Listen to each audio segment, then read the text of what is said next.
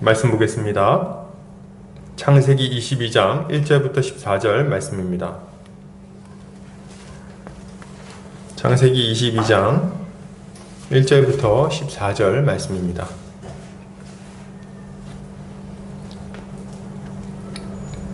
제가 봉독해 올리겠습니다. 그 일 후에 하나님이 아브라함을 시험하시려고 그를 부르시되 아브라함아 하시니 그가 이르되 내가 여기 있나이다. 여호와께서 이르시되 내 아들 내 사랑하는 독자 이삭을 데리고 모리아 땅으로 가서 내가 내게 일러준 한 산 거기서 그를 번제로 드리라.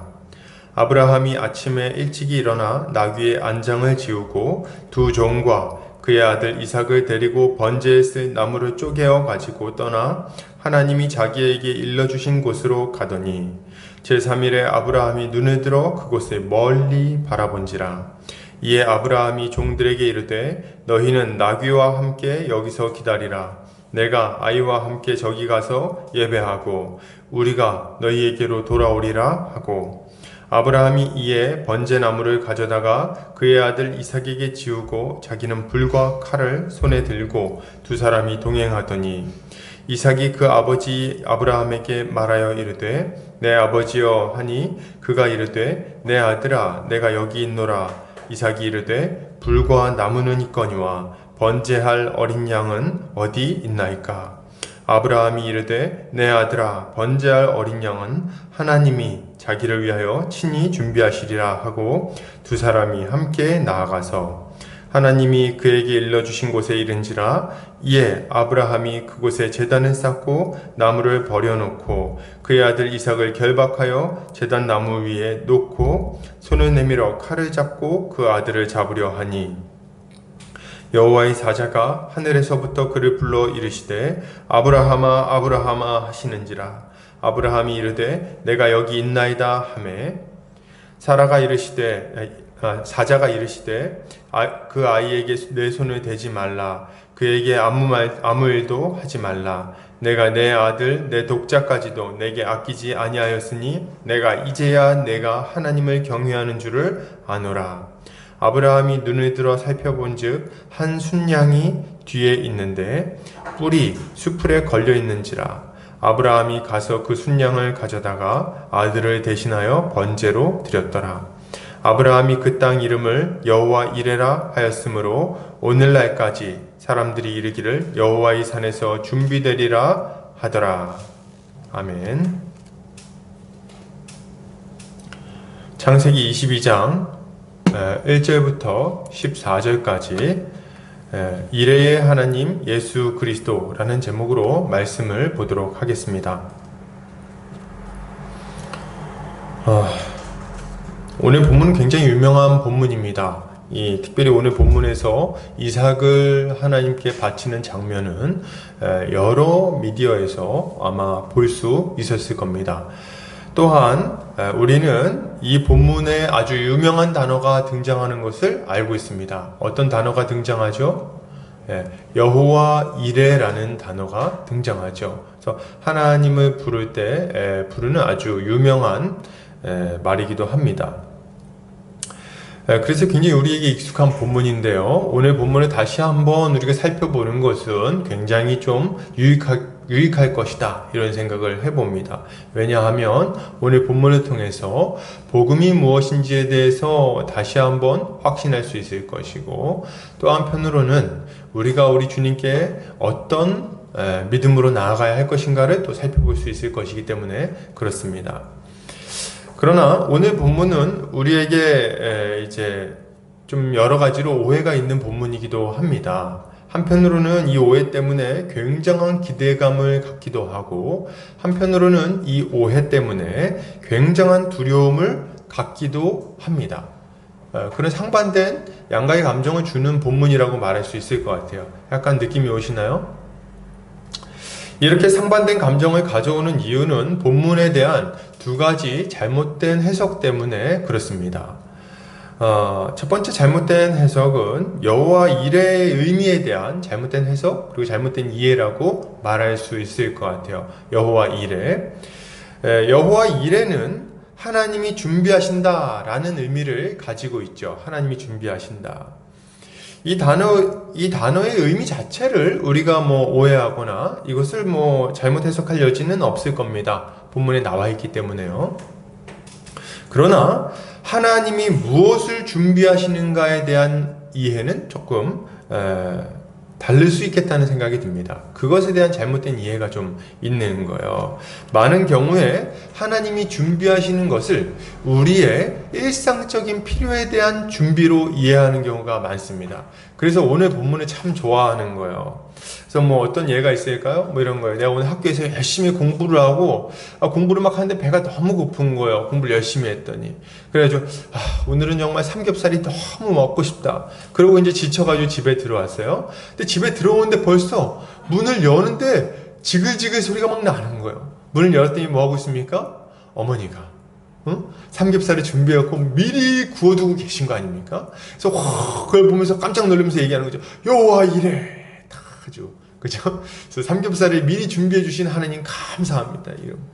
이런 종류의 이해가 첫 번째 좀 있는 것 같고요. 또 이런 예도 있어요. 제가 실제로 들었던 예로는 한 목사님이 들어주신 예였는데, 이 목사님이 이제 지방에 계시다가 서울에 이제 상경하셨답니다. 근데 돈이 너무 없어가지고 배가 고프셨다는 거예요. 근데 이제 갈 데는 없고, 그래서 이 목사님이 어디 갔는가 했더니 기도원에 올라가셨어요. 기도원에 가서 특별히 이제 기도굴에서 좀 지내시면서 거기 기도도 하시고 하나님께 좀 나아갈 길을 알려달라고 좀 기도를 하고 계셨던 것 같습니다. 근데 거기서 막 기도를 하면서 있는데 너무 배가 고프신 거예요. 너무.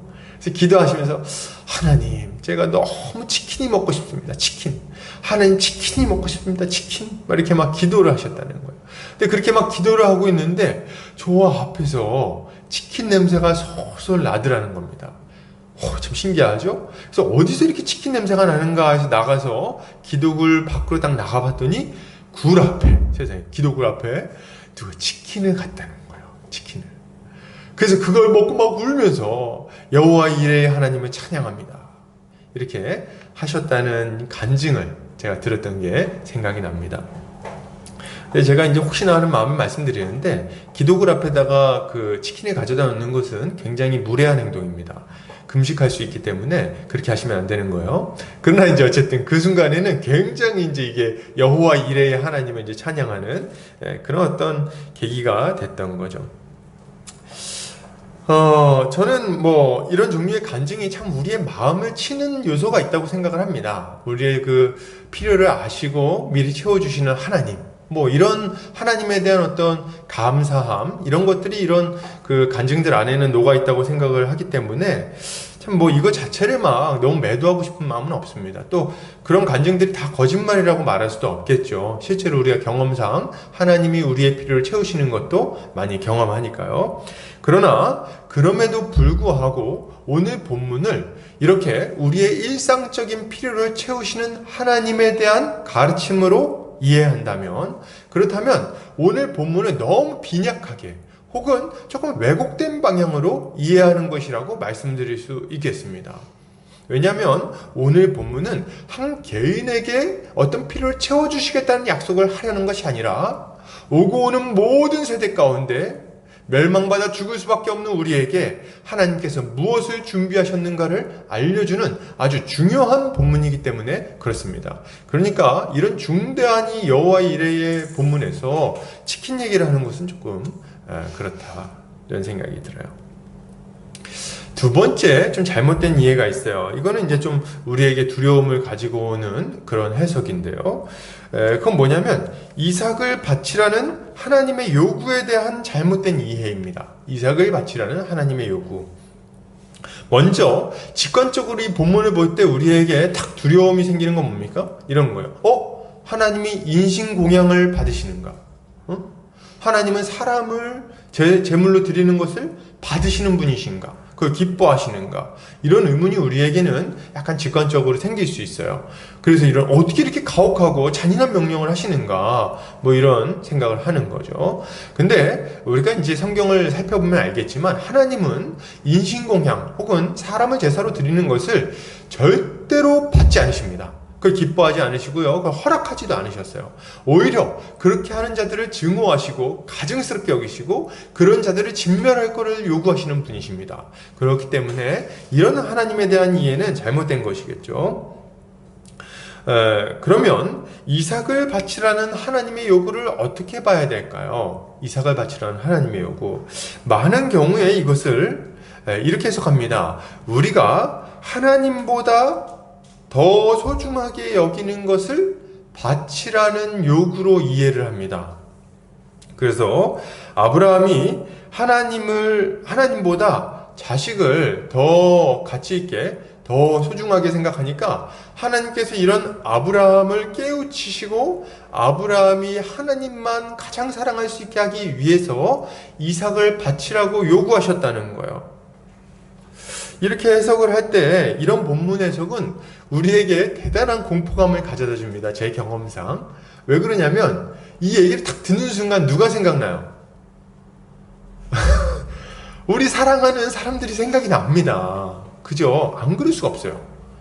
그리고 내가 사랑하는 아들, 내가 사랑하는 아내, 남편, 이런 사람들이, 내가 사랑하는 어떤 사람이 내가 이 사람을 하나님보다 더 사랑하지 않는가? 이런 질문을 던질 때 아무도 여기서 자유로울 수가 없는 거예요. 그렇기 때문에 큰 공포감이 생깁니다. 하나님이 갑자기 내 아들을 뭐 이렇게 아프게 하신다든지 뭐 이렇게 뭐 아내나 남편이 아프게 하신다든지 해가지고 뭐 날 시험하시면 어떡하는가, 뭐 이런 종류의 두려움이 굉장히 크게 찾아온다는 거죠. 어떤 분들은 참으로 순종하는 마음이 커가지고 이런 종류의 어떤 가르침을 들을 때도 자기 남편이나 자식 그리고 뭐 배우자를 다 하나님 앞에 다 내려놓겠다고 고백하는 경우도 있는 것 같아요. 그죠? 그렇게 내가 뭐 남김없이 다 드리겠습니다. 제 자식도 바치고요. 뭐 다 바치겠습니다. 이렇게 막 얘기하는 경우들이 있는 것 같아요. 대단한 분들이죠. 근데 이런 해석은 한편으로는 우리에게 강력한 도전을 주고 뭐 열심을 내도록 하는 효과가 있는지는 모르겠어요. 그런 효과가 좀 있을 수도 있을 것 같다는 생각이 듭니다. 그러나 여러분, 과연 이 본문에서 이삭을 바치라는 이 요구를 우리가 하나님보다 더 소중하게 여기는 어떤 것을 바치라는 요구로 이해하는 것이 적절한가는 정말 진지하게 고민해 봐야 됩니다. 왜냐하면 오늘 본문에서 아브라함은 하나님께 바치지 않고 오늘 본문에서 오히려 재물을 주시는 분은 하나님이십니다. 그리고 이것은 궁극적으로 보면 우리가 하나님께 무엇을 드릴 것인가가 아니라 하나님께서 우리에게 무엇을 주셨는가를 설명하는 본문이기 때문에 그렇습니다. 그렇기 때문에 오늘 본문을 가지고 내가 내 사랑하는 자식을 정말 드려야 될 것인가, 뭐 이런 걸 가지고 고민 너무 안 하셨으면 좋겠어요. 아브라함은 뭐 이렇게 하나님이 아브라함을 뭐 이삭을 번제로 바치라 그랬잖아요. 그럼 뭐 우리는 자식을 어떻게 바칩니까? 뭐 우리도 부엌에서 막 칼 갑니까? 갈아서 막 죽었어 이렇게 합니까? 뭐 하나님은 뭐 그걸 바라지 않잖아요. 우리는 그런 것들을 이제 좀 주의해서 해석할 필요가 있는 거죠. 그런 의미에서 우리가 뭐 누군가에게 물어볼 때 당신의 이삭은 무엇입니까? 뭐 이렇게 물어보는 것은 너무 무지막지한 질문이다. 저는 이런 생각을 합니다. 그렇게 하면 안 되는 거죠.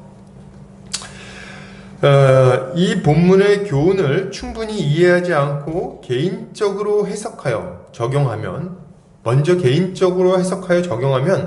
그 해석하는 의도가 좋다 할지라도 도리어 많은 문제가 생겨날 것이 분명합니다. 그렇기 때문에 주의해야 되는 거예요. 그러면 오늘 본문을 어떤 관점으로 이해하는 것이 좋겠는가? 이런 질문을 우리가 좀 던질 수 있겠죠. 오늘 본문은 하나님께서 자신의 구원 역사 가운데 우리를 어떻게 건지시고 구원하실 것인가에 대한 계시로 이해하는 것이 가장 적절할 것입니다. 사실 아브라함의 이야기는 21장에서 끝나는 것이 가장 자연스럽습니다. 왜 그러냐면 하나님은 아브라함에게 12장에서 자식을 주겠다고 약속을 하셨고요. 이 약속을 어디서 이루십니까? 21장에서 이루시는 거예요. 그러니까 굳이 뭐 바치라 그랬다가 다시 살려내는 이런 과정이 필요가 없는 겁니다. 어떤 분들은 뭐 이 시험을 통과했더니 하나님이 아주 그냥 이삭을 주셨다 이렇게 얘기하려고 하시는 분들도 있는 것 같은데, 이삭은 21장에 받았어요. 그러니까 여기서 이삭이 뭐 21장, 22장을 통과하고 나서 이삭이 더 괜찮아집니까? 그렇지 않아요. 이삭이 똑같이 이삭이에요. 그러니까 아브라함이 약속한 바는 21장에서 이미 다 얻은 겁니다. 그러니까 사실 아브라함의 입장에서 이야기는 21장에서 마무리되는 게 아주 자연스럽게 느껴지는 거예요. 22장은요. 이렇게 보면 아주 쓸데가 없고 아무 이해가 되지 않는 그런 본문입니다. 왜냐하면 이삭을 얻기 전에 시험하는 거는 이해가 돼요. 시험을 해가지고 말 안 들어? 그럼 이삭 안 줘버려. 말 들어? 이삭을 줄게. 시험 통과하면 이삭을 주고 못 통과하면 안 주고. 이해가 되잖아요. 그죠? 시험할 때. 근데 이미 이삭을 줘버렸단 말이에요. 이삭. 약속은 이미 성취가 됐어요. 근데 성취된 이후에 어떤 시험을 더 한다는 것은 아무리 생각해도 이해가 되지 않는 거예요. 아브라함 개인의 입장에서 본다면 말이죠. 그러나 오늘 본문을 모든 사람을 구원하기 위한 하나님의 구원 경륜 안에서 우리가 해석해 보면 참으로 시의적절하고 중요한 본문이라는 것을 우리가 알게 됩니다. 하나님은 오늘 본문을 통해서 아브라함에게 약속하신 하나님의 나라가 어떻게 이루어질 것인가에 대해서 아주 분명하고 확실하게 알려주시기 때문에 그렇습니다. 하나님은 뭐라고 약속하셨습니까? 아브라함을 부르셔서 너를 통해서 내가 너를 하나님의 백성 삼고 하나님 나라를 이룰 것이라고 약속하셨어요. 근데 그 하나님 나라를 누구를 통해서 이룬다고 약속하십니까? 아브라함의 씨, 아브라함의 자손인 이삭을 통해서, 사라의 이 베에스 날짜를 통해서, 그 약속의 자손을 통해서 하나님 나라를 이룰 거라고 약속을 하십니다. 그리고 이 이삭을 주시는 거예요. 약속의 자손이 태어났어요. 그리고 나서 이제 22장이 딱 등장하는데 이 위치는 뭡니까? 그렇다면 이 하나님의 그 약속의 자손이 어떤 방식으로 아브라함과 모든 인류를 하나님 나라 백성이 되게 만드실 것인가? 죄인인 우리 모두를 어떻게 그 죄 용서함을 받아 하나님의 백성이 될 수 있게 만드실 것인가에 대한 질문에 답으로 주어질 수 있는 거예요. 22장이. 그래서 22장이 이 장면에서 등장을 해야 되는 겁니다. 우리는 오늘 본문을 통해서 하나님이 우리에게 베푸신 은혜가 무엇인지, 그것을 위해 치르신 대가가 무엇인지, 그로 말미암아 우리는 어떻게 되었는지에 대해서 잘 살펴볼 수가 있는 거예요. 하나하나 좀 보도록 하겠습니다. 자, 1절을 보면 이제 이렇게 시작합니다. 그 일 후에 하나님이 이렇게 시작해요. 그 일 후에. 여기서 그 일은 어떤 일일까요? 여기서 그 일은 전장에 나오는 21장에 나오는 아브라함이 아비멜렉의 조약이, 아비멜렉과 아브라함의 조약이 맺어진 것을 의미하겠죠. 가깝게 보면 그 일 후에 일어나는 것이다 이렇게 말할 수 있을 것 같아요. 근데 이제 좀 더 크게 보면, 좀 더 넓게 보면 이삭 21장에 이삭이 태어나지 않습니까? 그러니까 이삭이 태어난 이후에 이렇게 이해를 해도 괜찮을 겁니다.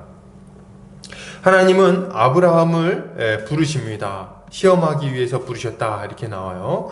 그리고 하나님은 아브라함에게 그의 아들 이삭을 데리고 모리아 땅으로 가서 본인이 명령하시는 곳에 올라가 그곳에서 그 아들 이삭을 번제로 드리라고 명령하십니다.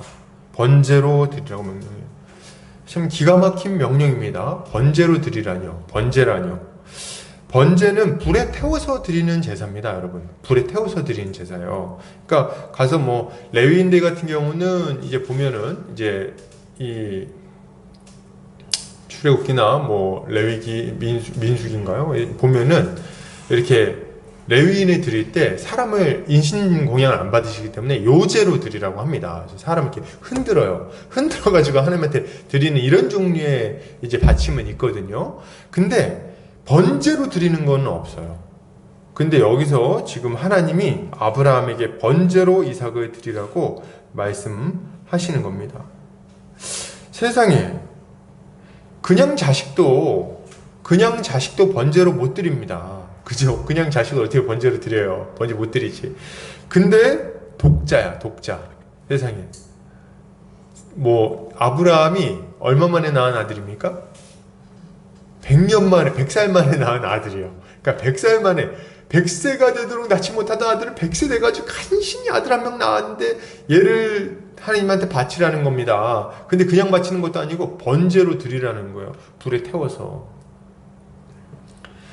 야, 이게 지금 말이 됩니까? 제가 아까워가지고, 저도 이제 아들이 한 명 있는데, 야, 아까워가지고 나중에 어떻게 결혼시키나 이런 생각이 들거든요? 근데 이제 결혼도 못 시킬 판에 어떻게 막 번제로 어떻게 드려요? 이 말이 됩니까? 근데 지금 이렇게 번제를 드리라는 명령을 받았죠. 저는 이 본문을 처음 봤을 때 아브라함이 하나님을 의심하지 않았을까? 약간 이런 생각이 들기도 했어요. 왜냐하면 뭐 하나님이 주신 아들인데 뭐 갑자기 번제를 드리는 거 이거 혹시 이거 하나님이 아니라 마귀 아니야? 뭐 이런 생각을 했지 않았을까? 뭐 저는 생각을 해봤어요. 근데 아브라함이 이런 어떤 의문이 들었을 법도 한데 순종을 합니다. 근데 순종하는 이유가 있어요. 순종하는 이유가 뭘까요? 순종하는 이유는 굉장히 분명합니다.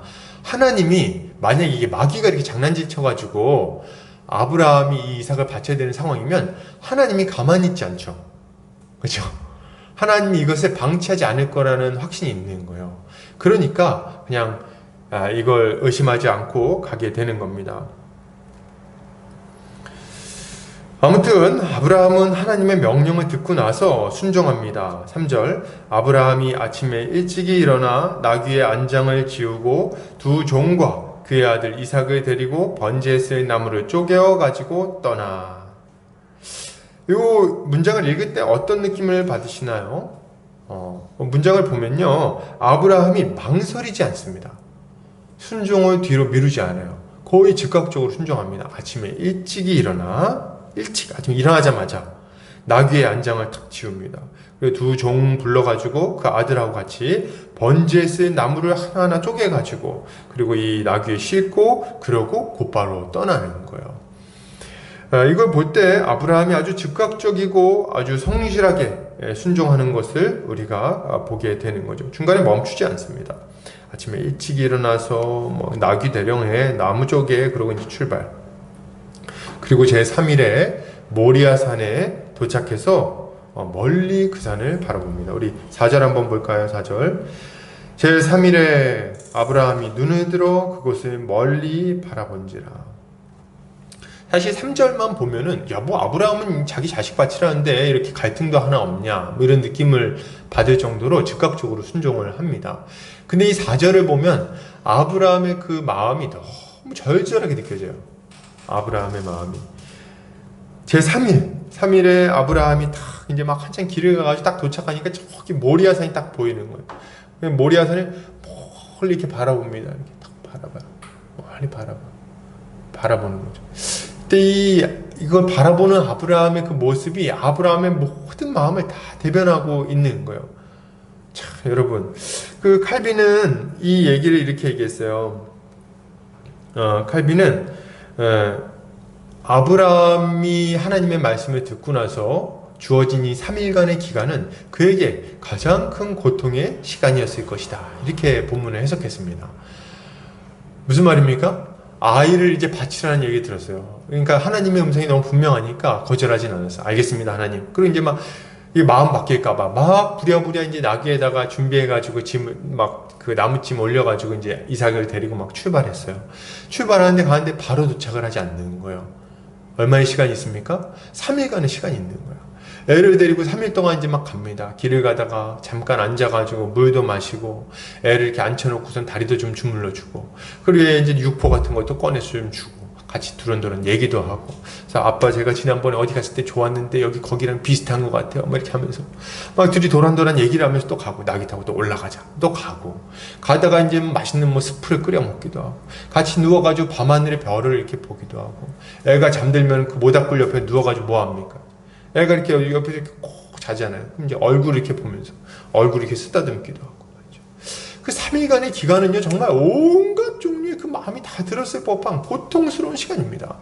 아들과의 여행은 원래 즐거운 거예요. 근데 지금 아브라함의 여행은 전혀 즐겁지 않습니다. 왜요? 이 여행의 끝에 무엇이 기다리고 있는지를 너무 잘 알고 있기 때문에 그렇습니다. 아이야 뭘 압니까? 아무것도 모르죠. 그러니까 막 아빠랑 같이 여행 가니까 좋죠. 뭐 같이 둘이 캠핑 가는 느낌도 들고 말이죠. 지금 이거는 뭐 정말 상상조차 하기 싫은 여행입니다. 중간에도 몇 번이나 불순종하고 돌아가고 싶지 않았겠습니까? 돌아가고 싶지 않았겠어요? 근데 막 그렇게 한참 가다가 드디어 3일째 되는 날 딱 보니까 말씀하신 모리아산이 저 정면에 그 이삭을 번제로 드려야 되는 그 목적지가 저 목전에 딱 보이는 거예요.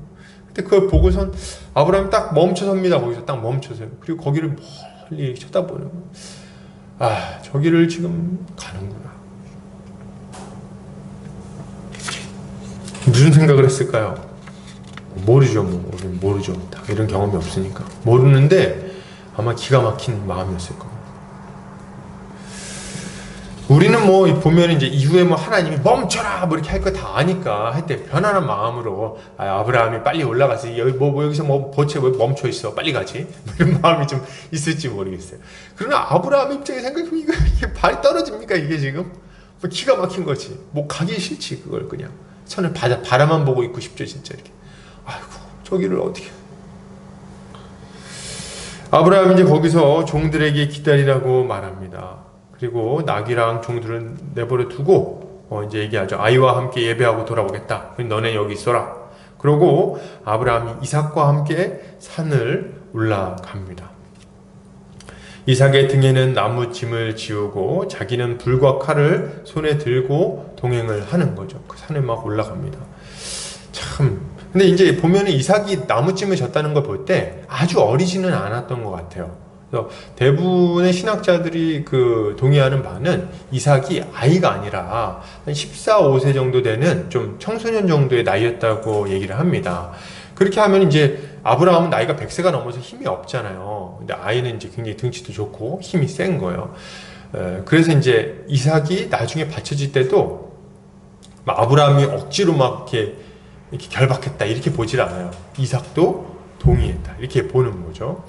어찌되었든지 간에 이삭이 이렇게 나무짐을 메고 이렇게 같이 올라가는데 둘이 동행을 합니다. 분위기가 심상치 않죠. 뭐 이렇게 말도 이제 더 말수도 없어지고 산을 올라가는데 분위기는 좀 어둡고 표정만 봐도 아는 거예요. 근데 그때 이삭이 이제 아브라함에게 질문을 던집니다. 7절. 이삭이 이르되 불과 나무는 있거니와 번제할 어린 양은 어디 있나이까? 이 질문이 정말 기가 막힌 질문이에요. 이 질문을 합니다. 그러니까 아브라함이 그에게 딱 듣는 거예요. 아마 아브라함이 그 마음이 어땠을까요? 애를 데리고 올라간 얘를 바치려고 올라가고 있어. 근데 애가 나무침을 메고 올라가. 아빠, 근데 지금 불하고 칼하고 이렇게 나무는 있는데 왜 재물이 없어요? 이렇게 물어보는 거예요. 그때 뭐 어떻게 합니까? 뭐라고 대답해요? 거기서만 이렇게 대답합니까? 사실은 네가 양이다. 이렇게 얘기를 어떻게 그렇게 얘기를 할 수 있습니까? 안 되죠. 막 기가 막힌 거예요. 그러니까 아브라함이 뭐라고 얘기합니까? 아브라함이 이렇게 얘기를 합니다. 아브라함이 이르되 내 아들아 번제할 어린 양은 하나님이 자기를 위하여 친히 준비하시리라 하고 두 사람이 함께 나아가서 하나님이 친히 준비하실 것이다 이렇게 얘기를 합니다. 근데 이 말은요 여러분 오해하시면 안 되는데 아브라함이 앞으로 일어날 일을 다 이해했고 예상했기 때문에 이런 말을 하는 건 아닙니다. 그런 거 아니에요. 지금 이삭이 이렇게 딱 물어보는데 딱 그 순간 할 말이 없는 거예요. 그때 이제 하나님께서 자기를 위해서 재물을 준비하셨을 거야. 이렇게 얘기를 하고 어떻게 보면 어떤 면에서 둘러대고 그러고 지금 올라가고 있는 겁니다. 하나님의 계획을 알지 못했어요. 왜냐하면 이후에 아브라함이 이삭을 바치려고 하는 것을 볼 때 아브라함은 이삭이 하나님이 준비한 번제물이라고 생각을 한 겁니다. 그래서 지금 이렇게 데리고 올라가고 있는 거예요. 그리고 드디어 두 사람이 함께 올라가서 하나님이 일러주신 곳에 도착을 합니다. 그리고 아브라함이 그곳에 제단을 쌓고 나무를 버려놓고 그 아들 이삭을 결박해서 제단 나무 위에 올려놓는 거예요. 이삭은 아마 이 순간에 아브라함한테 얘기를 들었을 거예요. 자신 재물이라는 걸 그때 얘기를 들었을 겁니다. 그리고 이삭도 동의하에 이제 몸을 결박하는 거죠. 왜냐? 움직이면 이제 아프면 움직이잖아요. 그럼 한 방에 못 죽이면 어떡해? 고통스럽잖아요. 그러니까 이제 꽁꽁 묶어가지고 움직이지 못하게. 여기서 이제 이삭을 잡는다 할 때 이 잡는다는 표현은 뭐냐면 번제물을 죽일 때 쓰는 단어입니다. 그럼 이제 목을 자르는 걸 의미하는 거예요. 그래서 원래 번제물을 드릴 때 양을 목을 먼저 자릅니다. 그래서 목을 자르고 이제 죽인 이후에 사지 각을 뜨고 그러고 나서 번제를 올려드리는데, 지금 이삭을 번제로 드릴 때 먼저 이삭의 목을 이렇게 탁 잘라서 목을 쳐가지고 죽이려고 하는 거예요. 칼을 들고. 그래서 이제 성화 같은 걸 보면은, 이 성화를 보면은 이삭이 이렇게 결박해서 이렇게 누워있고 아브라함이 뒤에서 칼을 이렇게 머리카락을 잡고 칼로 이렇게 탁 이렇게 하고 있는 그림이 많이 있어요. 그래서 목을 치고 그러고 나서 이제 번제로 드리려고 하고 있는 겁니다. 참 기가 막힌 상황이죠. 근데 아무튼 아브라함이 이제 딱 이 순간에 하나님한테 순종하는 마음으로, 전적인 순종으로 칼을 들었어요. 그리고 이제 그냥 이제 콱 내리쳐가지고 목을 쳐갖고 이제 이삭을 탁 제물로 드리려고 하는데, 딱 들어서 이제 딱 치려고 하는 그 순간에 여호와의 사자가 아브라함을 탁 부릅니다. 아브라함아, 아브라함아, 딱 부르는 거예요. 그 순간에 딱 부르는 거예요. 그래서 아브라함이 이제 딱 멈추는 거죠. 근데 말이죠, 여기 보면 표현이 어떻게 나옵니까? 아브라함아 멈춰라, 이게 아니에요. 어떻게 불러요? 아브라함아, 아브라함아, 이렇게 불러요. 2번 부릅니다. 이건 뭐예요? 굉장히 긴급하게 지금 부르고 있는 겁니다. 하나님이 혹시라도 이삭의 몸이 상할까봐 굉장히 신속하게, 급하게, 혹시라도 실수하지 않도록 탁 막으십니다. 그리고 뭐라 그래요? 이렇게 얘기하십니다. 아브라함아, 아브라함아, 이렇게 부르신 다음에 딱 멈추니까 그 아이에게 내 손을 대지 말라, 그에게 아무 일도 하지 마라, 이렇게 얘기를 합니다. 2번이나 반복해서 뭐예요? 절대로 이 아이에게 손대지 마라, 이 아이를 죽이는 것이 내 뜻이 아니다, 이렇게 딱 말씀을 하시는 거죠. 그리고 이렇게 딱 막으신 이후에 이제 이렇게 얘기하십니다. 12절, 사자가 이르시되 그 아이에게 내 손을 대지 말라, 그에게 아무 일도 하지 말라, 내가 내 아들 내 독자까지도 내게 아끼지 아니하였으니 내가 이제야 내가 하나님을 경외하는 줄을 아노라, 이렇게 얘기를 하는 거예요. 지금 하나님이 아브라함의 이 순종을 통해서 탁 얘기하시는 거예요. 야 아브라함아, 네가 드디어 나를 경외하는 줄을 내가 분명히 알겠구나. 네가 정말 나를 사랑하고 나와 함께하기를 원하고 내 약속을 믿는다는 것을 내가 이제야 분명히 알겠구나, 이렇게 탁 얘기를 하시면서 칭찬을 하십니다. 그리고 나서 이삭이 아니죠. 그러고 나서 아브라함이 탁 눈을 들어서 보니까 이제 뭐가 보여요? 뒤편에 자기의 이삭을 잡으려고 했던 그 뒤편에 순양이 뿔이 이 수풀에 걸려가지고 푸드덕거리고 있는 게 딱 발견이 되는 거예요. 그 순간에. 그때까지는 왜 안 보였나 몰라요. 뒤편에 있었는데. 근데 이제 그 순간에 보이는 거예요. 그래가지고 그거를 가져다가 말이죠. 그걸 가져다가 이제 이삭 대신 그 순양을 잡아가지고 번제로 하나님께 올려드리는 겁니다. 그리고 이제 이삭이 살아나는 거예요. 여러분, 이 장면을 좀 보시기 바랍니다. 이 장면을 보시기 바라요. 이제 이 하나님의 약속을 받은 하나님의 언약 백성인 이삭이 죽게 생겼습니다. 이 이삭이 죽게 생긴 거예요. 그래서 결박되어가지고 누워 있었거든요. 이제 목이 탁 잘려가지고 죽을 수밖에 없는 그런 아주 절체절명의 위기인 겁니다. 그런데 이삭이 죽어야 하는 바로 그 순간에 하나님이 아브라함을 불러 멈추시고 하나님이 준비하신 순양을 발견하게 하시는 거예요. 그리고 번제로 드려져야 했던 이삭을 대신해서 바로 이 순양이 드려짐으로 말미암아 하나님의 뜻대로 죽을 수밖에 없었던 이 이삭이 살아나고 이 순양이 대신 드려지는 일이 발생하는 겁니다. 여러분, 이 구속 역사 가운데 중요한 이 순간에 이 중요한 사건이 지금 일어나는 거예요. 그래가지고 이 하나님의 백성이 죄로 말미암아 죽을 수밖에 없는 이 하나님의 백성들이 어떻게 죄 용서함을 받고 어떻게 생명을 얻는지가 이 장면을 통해서 아주 확실하게 분명하게 이 땅 가운데 계시가 일어나는 거죠.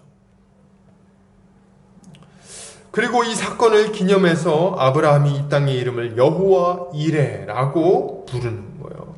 이것을 볼 때 여호와 이레는 그냥 단순히 하나님이 우리 개인의 필요를 준비하신다는 것을 의미하지 않는 것이 아주 분명합니다. 그걸 준비하시는 게 아니에요. 하나님이 준비하시는 건 뭡니까? 죄로 말미암아 하나님의 저주를 받아 죽을 수밖에 없는 우리 모든 사람들, 하나님의 백성들을 살리시기 위해 우리 하나님께서 무엇을 준비하셨고 어떻게 일하시는지를 보여준 아주 결정적인 사건이라고 볼 수 있는 거예요. 이걸 보면 우리가 그것을 알 수 있는 거죠. 이것이 바로 그런 하늘의 계시를 알려주는 사건인 것입니다. 여러분, 먼저 이삭을 보십시오. 이삭은 하나님의 심판을 받아 죽을 수밖에 없는 처지에 놓인 죄인의 모습을 아주 잘 보여줍니다. 이삭이 죽는 것은 하나님의 뜻이었어요. 왜요? 이삭은 죄인을 대표하고 있습니다. 죄인을 보여주고 있는 거예요. 오늘 본문을 보면서 우리는 막 생각합니다. 아이고, 이삭이 어떡하냐. 아이고, 불쌍해라. 이제 태어난 지 얼마 되지도 않았는데 이삭이 죽게 생겼네. 아이고, 어떡하나. 이렇게 생각하는데 아니에요, 여러분. 그렇지 않아요. 이삭이가 죽게 생긴 게 문제가 아닙니다. 지금 이삭이 문제가 아니에요. 이삭만 죽을 처지에 놓인 게 아닙니다. 누가 죽을 처지에 놓였습니까? 우리 모든 사람도 죄로 말미암아 하나님의 저주 아래 놓여 죽음을 기다리고 있는 처지인 것은 이삭과 아무 차이 없는 똑같은 자들인 거예요. 로마서에서 바울은 이렇게 말합니다. 로마서 3장 10절에서 12절, 기록된 바 의인은 없나니 하나도 없으며 깨닫는 자도 없고 하나님을 찾는 자도 없고 다 치우쳐 함께 무익하게 되고 선을 행하는 자는 없나니 하나도 없도다. 우리가 하나님 앞에 어떤 상태인지를 아주 잘 보여주고 있는 거예요. 우리 어떤 자들입니까? 의인이 아니에요. 응? 사도 바울이 뭐라고 말하냐면 의인은 없는데 하나도 없다. 하나도 없어. 한 사람도 없다. 깨닫는 자도 없고 하나님을 찾는 자도 없고 다 죄악으로 치우쳐서 무익한 일에 인생을 다 사용하고 선을 행하는 자가 없는데 하나도 없다. 여러분, 이것이 우리에 대한 하나님의 고발입니다. 하나님의 고발. 우리는 어떤 자들이에요? 하나님을 사랑하지 않고 하나님의 법을 어기는 자들입니다. 하나님 법을 지키지 않아요. 하나님을 사랑하고 이웃을 사랑하라는 하나님의 그 최고의 법을 지키는 자들이 하나도 없다는 거예요. 기껏 이 땅에서 착하게 산다는 사람들도요, 보면 그저 사람들 사이에서 몇 가지 선행을 그냥 하면서 잠깐 살았을 뿐입니다. 그리고 자신들이 행한 선행보다 훨씬 더 많은, 비교할 수도 없이 많은 죄를 지으면서 살고 있는 거예요. 뿐만 아니라 이 땅에서 좀 착하게 괜찮게 산다고 말을 할지 모르지만 하나님의 첫 번째 계명, 크고 첫째 되는 계명을 아주 아무렇지도 않게 어기면서 살아갑니다. 너희 주 되신 하나님을 사랑하고 오직 그분만 사랑하고 그분만 섬기라는 하나님의 명령을 어기고 온갖 종류의 우상을 숭배하며 그 죄악 가운데 살아가는 것이 이 땅의 사람들의 모습인 거죠. 그리고 아무렇지도 않게 막 그냥 죄를 범하고 살아가는 거예요. 부모에게 불순종하고 형제를 미워하고 말이죠. 음란하고 거짓 증거하고 이웃의 것을 탐내며 살아갑니다. 하나님을 찾지도 않고 그분의 부르심에 응답하지도 않죠. 그저 세상의 것에 온갖 정신이 다 팔려가지고, 온통 정신이 팔려가지고 부자나 되려고 아득바득 살아가려고 막 그냥 하는 거예요. 그렇게 온갖 종류의 죄에 뒤범벅이 돼가지고 뒹굴면서 살아가다가 이제 하나님의 심판대 앞에 서게 되는 겁니다. 그러니 우리가 어떻게 하나님의 심판을 피할 수 있냐는 거예요. 우상을 숭배하고 돌과 여러 나무로 새긴 그런 우상들을 섬기면서 음란하게 그런 것들에게 제사를 드리면서 어떻게 하나님의 심판을 피할 수가 있습니까?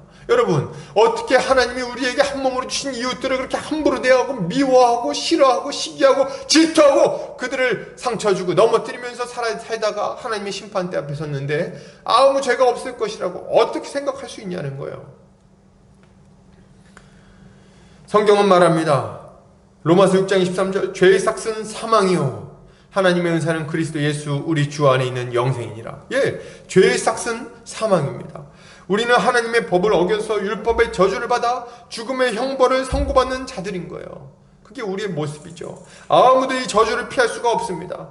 하나님은 죄인들을 결코 그냥 넘어가지 않으세요. 네가 몰랐구나, 내가 봐줄게, 이렇게 하시는 법이 없는 거예요, 여러분. 왜냐하면 모든 사람의 마음 안에 하나님을 알만한 것을 아주 확실하게 보여주셨기 때문에 그렇습니다.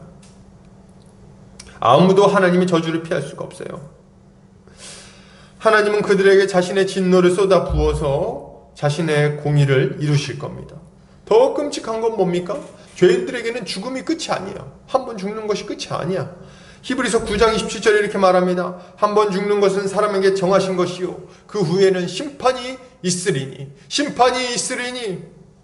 죄 가운데 살아가다가 그 죄로 인해 죽는 자들에게는 더 비참한 마지막이 기다리고 있습니다. 죄인들의 인생은 생각해보면 정말 끔찍합니다. 죄 가운데 태어났어요. 죄인으로서 죄를 지으며 살아갑니다. 그 죄 때문에 인생이 고통스러워요. 다른 사람의 죄 때문에, 본인의 죄 때문에 아주 힘들고 피곤합니다. 그 죄로 말미암아 이 땅에서 많은 고생을 하다가 그 죄 때문에 또 죽어요. 근데 죽는데 죽음 이후에 끝이 아니야. 그 죽는 것도 병들어서 아주 아프게 힘들게 살다가 그냥 죽는데 죽음 이후에도 심판을 또 당합니다. 근데 그 심판에서 하나님의 그 두려운 심판대 앞에서 우리는 선고를 받게 되는 거예요. 악인들은 어떤 선고요?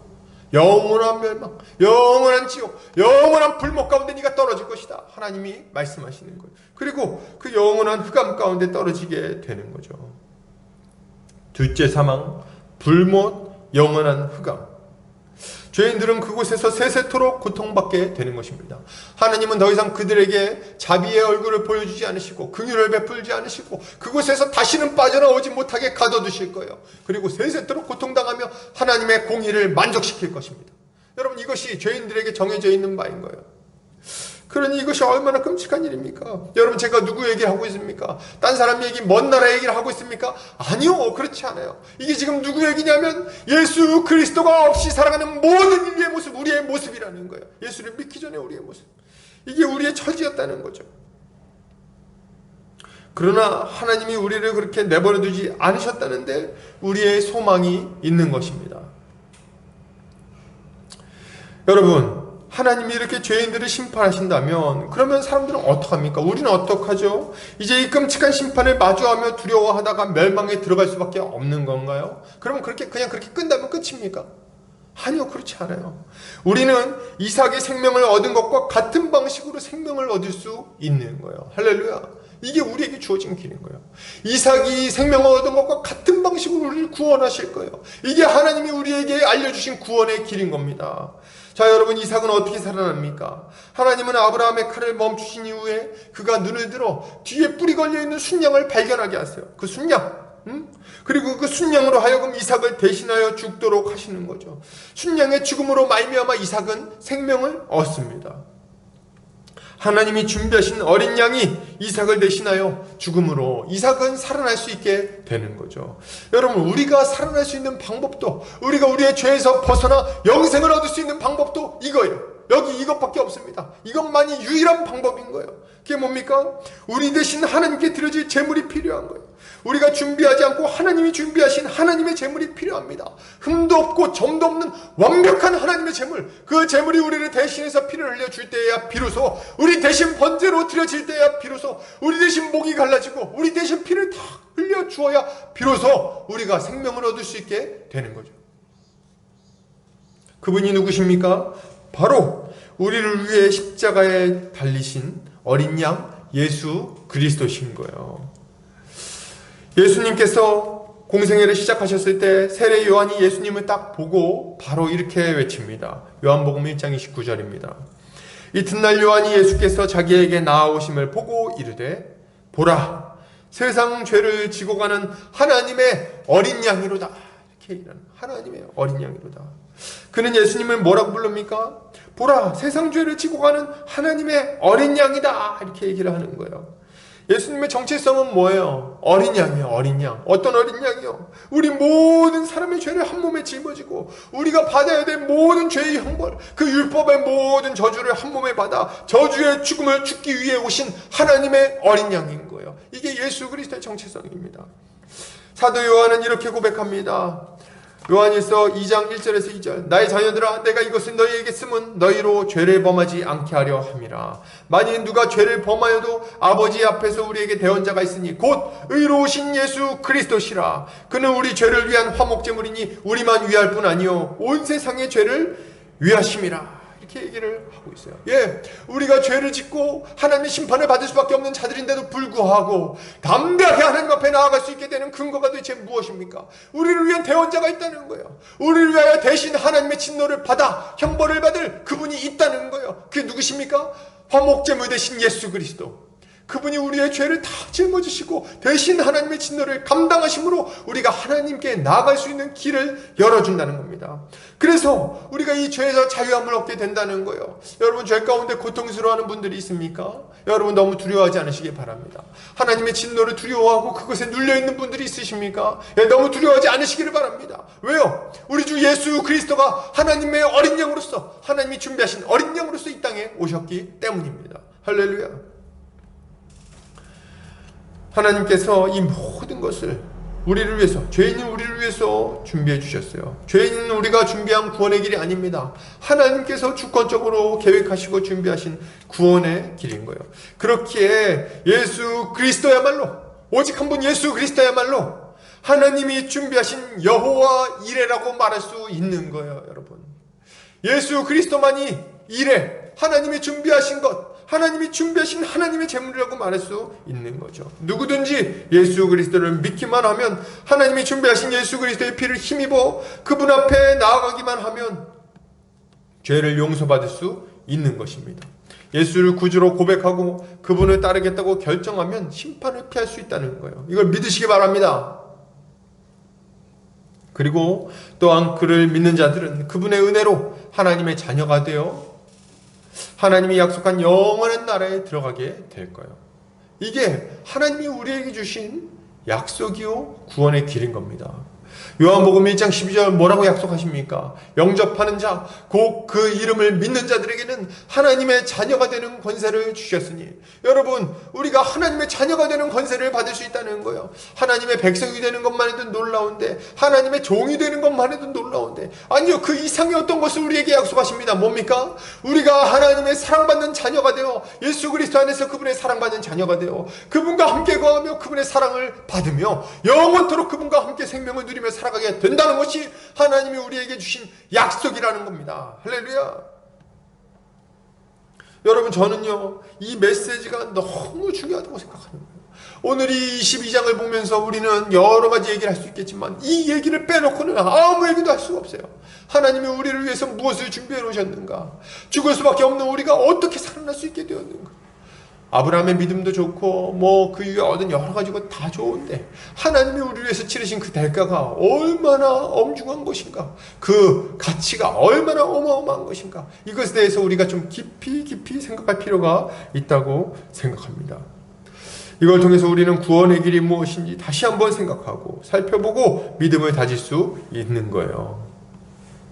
그리고 이것과 함께 우리가 깊이 생각할 지점이 하나 있습니다. 그게 뭐냐면, 하나님이 이렇게 우리를 구원하기 위하여 하나님의 독생자 예수 그리스도를 준비해 주셨는데, 이것이 여호와 이레의 의미인데, 하나님께서 우리를 구원하기 위해서 이 예수님을 준비하신 것을 우리가 그 하나님의 그 사랑을 더 깊이 이해하는 것이 좀 필요합니다. 여러분, 우린 너무 값싼 복음에 익숙해요. 값싼 복음. 야, 너 죄 졌어? 예수님 너를 죽으셨어. 믿기만 하면 돼. 믿기만 하면 돼. 다 깨끗하게 용서받아. 그래서 죄를 막 짓고 나서 괜찮은데 예수님한테 회개하면 돼. 아주 가볍게, 아무렇지도 않게 말이죠. 예수님의 십자가 복음, 그 예수님의 그 십자가의 의미, 하나님이 우리에게 보내주신 그 독생자를 보내주신 그 의미를 너무 가볍게, 아주 가볍게 생각하는 거예요. 아주 값싼 복음으로 여긴다는 거예요. 그것을 아주 가볍고 별것 아닌 것으로 여기기에 죄를 다시 범하는 것도 아무 망설임이 없습니다. 아무 망설임이 없어요.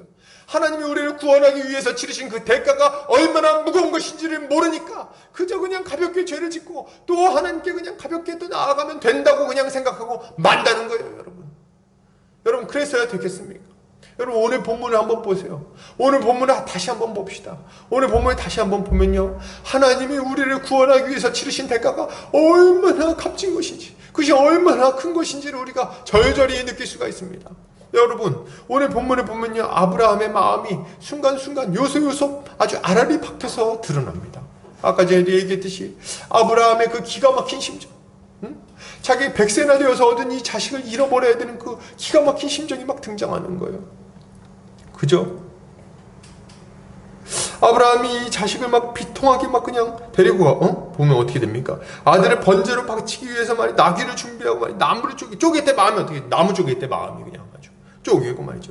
그리고 아들과 함께 3일간의 그 시간 동안 막 여행하고, 그리고 아이의 등에 그 아이를 불사를 나무를 짐지우고, 그리고 산길을 막 올라가는 거예요. 여러분, 그 길을 올라가는 아브라함의 마음은 정말 말로 다 할 수 없는 비통함으로 가득 차 있었을 겁니다. 근데요 여러분, 지금 여기서 우리는 아브라함의 비통함에 주목할 것이 아닙니다. 아브라함의 비통함에 주목할 게 아니에요. 지금 아브라함의 이 비통함은 뭘 보여주고 있습니까? 하나님의 비통함을 보여주고 있는 거예요. 하나님의 비통함을. 아브라함이 자기 그 독생자 이 이삭을 사랑했던 것처럼 하나님도 자기 독생자 예수 그리스도를 사랑하셨습니다. 여러분 그거 아십니까? 하나님이 우리를 위해서 이 땅에 보내신 자기 아들 예수 그리스도, 그분을 아주 많이 사랑하셨어요. 많이 사랑했어요. 아브라함이 아이를 사랑했다면 하나님은 더 사랑했습니다. 아브라함이 이삭을 내 아들, 내 사랑하는 독자라고 생각했던 것처럼 하나님도 예수님을 사랑하는 독자라고 부르세요. 마태복음 3장 17절 보십시오. 하늘로부터 소리가 있어 말씀하시되 이는 내 사랑하는 아들이요 내 기뻐하는 자라 하시니.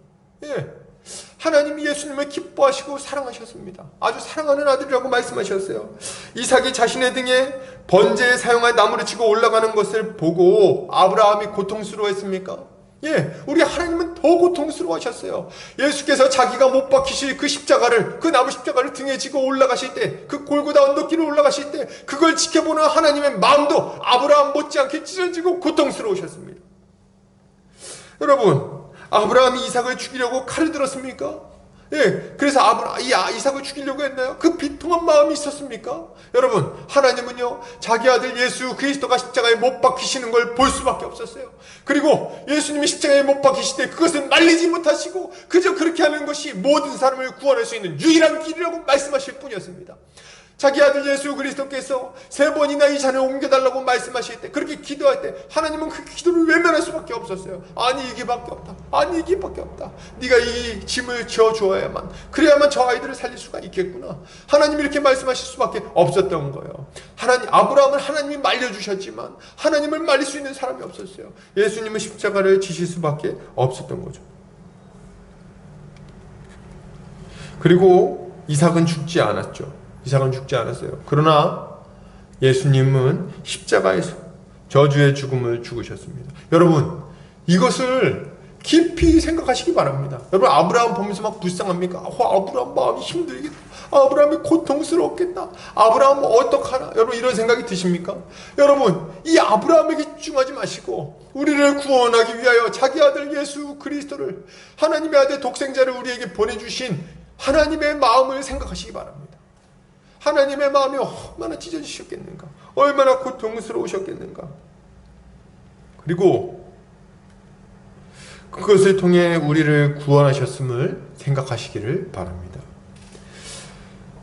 우리를 구원하기 위한 하나님의 열정과 희생과 고통과 눈물이 지금 이 아브라함의 고통 가운데 스며들어 있는 거예요. 이것을 우리가 깊이 묵상할 때 비로소 우리가 받은 이 예수 십자가 복음이 싸구려 복음이 아니라, 값싼 복음이 아니라, 하나님이 우리를 위하여 자기 자신을 내어주신, 자기 자식을 내어주신 그 값지고 상상조차 하지 못할 귀한 복음으로 우리에게 다가오게 될 것입니다. 이것을 믿고 하나님의 마음을 이해하며 주님 앞에 나아가는, 주님께 감사하며 주님께 찬양하는 우리 성도님들 되시기를 주의 이름으로 축복합니다. 결론을 드립니다. 여러분, 하나님은 이 아브라함의 사건을 통해서 하나님께서 자신의 백성들을 어떻게 구원하셨는지를 알려주십니다. 이삭과 같이 죄인으로서 영원한 멸망에 들어갈 수밖에 없던 우리는 하나님이 준비하신 어린 양 예수 그리스도의 십자가를 힘입어 심판을 피해 생명을 얻게 되었어요. 어떻게 이런 일이 일어났습니까? 어떻게 죄인에 불과한 우리가 생명을 얻게 된 거죠? 우리 주 하나님의 크신 사랑 외에는 그 무엇으로도 이것을 설명할 길이 없어요. 요한복음 3장 16절, 하나님이 세상을 이처럼 사랑하사 독생자를 주셨으니 이는 그를 믿는 자마다 멸망하지 않고 영생을 얻게 하려 하심이라. 아멘. 하나님이 우리 사랑하셨습니다. 그래서 우리 구원하고자 하셨어요. 그래서 뭘 대가로 지불하셨습니까? 자기 아들 예수 그리스도를 대가로 지불하셨습니다. 물론 예수님은 스스로 그것에 동의하셨고 자발적으로 이 땅에 오셨어요. 그러나 그럼에도 불구하고 그렇다고 해서 하나님의 고통이 감경되는 것이 아닙니다.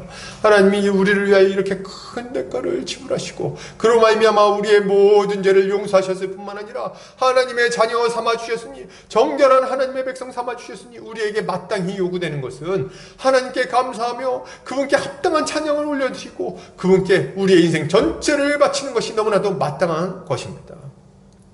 여러분, 이제 죄에 매여서 내 인생 내 마음대로 살아가던 인생 그만 사시기를 바랍니다. 우리를 위하여 자기 아들을 아끼지 않고 내어주신 우리 하나님을 바라보고 그분께 우리의 인생을 다 던지시기를 바랍니다. 우리를 사랑하셔서 자기 아들을 내어주신 하나님은 우리를 위하여 다른 어떤 것도 아끼지 아니하시고 기꺼이 내어주실 뿐만 아니라 우리를 가장 가치 있고 복된 삶으로 인도하시고 가장 귀한 것들을 채워주실 뿐만 아니라 영생으로 인도하여 드리실 거예요. 이걸 믿고 우리 주님을 굳게 붙들며 주님 앞에 나아가는, 우리 주님을 의지하여 순종하며 살아가는 우리 모든 성도님들 되시기를 주의 이름으로 축복합니다. 기도하겠습니다.